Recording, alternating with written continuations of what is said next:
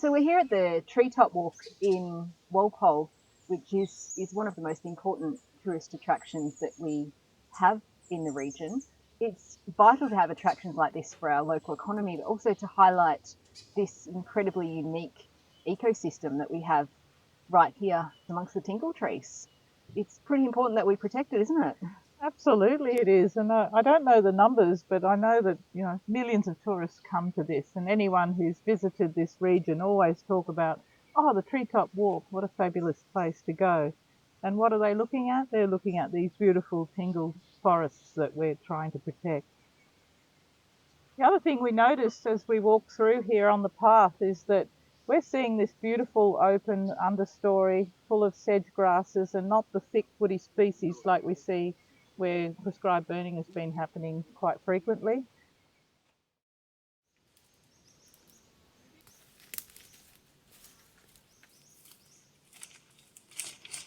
So what's going on here, Kath? I feel like I'm in the Sumatran jungle. Yeah, it does have a bit of that feel about it, doesn't it? So what we see here is the understory regrowth from the last burn, which was in 2009. And we're seeing these trimalium, the carry hazels and the carry wattles, and they've reached about 5 or 6 metres or more, some of them. And so they're getting to an age now where they start to collapse, and so they're creating a lot of dead debris and flammable material in the understory. So it's hard to reconcile how this is helpful in terms of mitigating wildfire.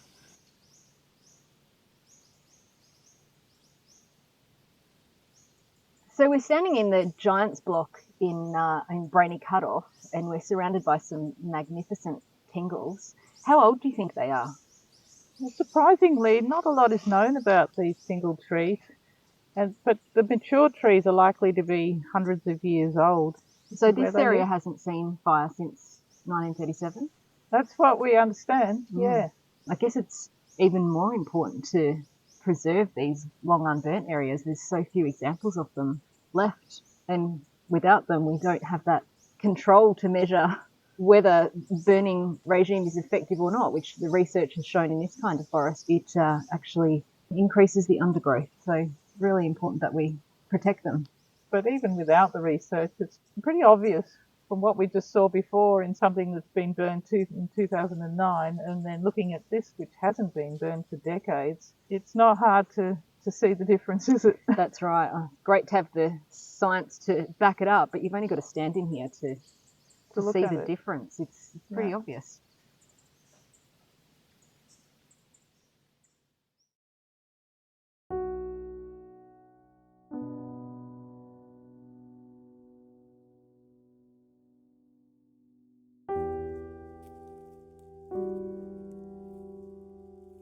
Unlike many other species of eucalypt, tingles are vulnerable to fire, and repeated prescribed burning is damaging and killing the remaining old giants. Even low-intensity fires can get into their bases, hollowing out the huge trunks, leaving numerous trees weakened and structurally damaged.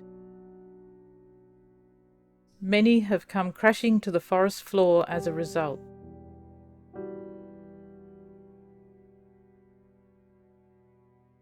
Tree collapse can happen during the fire or sometime later, as the fire-damaged trees can no longer support their own weight. It may take more than one fire before this happens, but each successive fire adds to the damage with tragic consequences.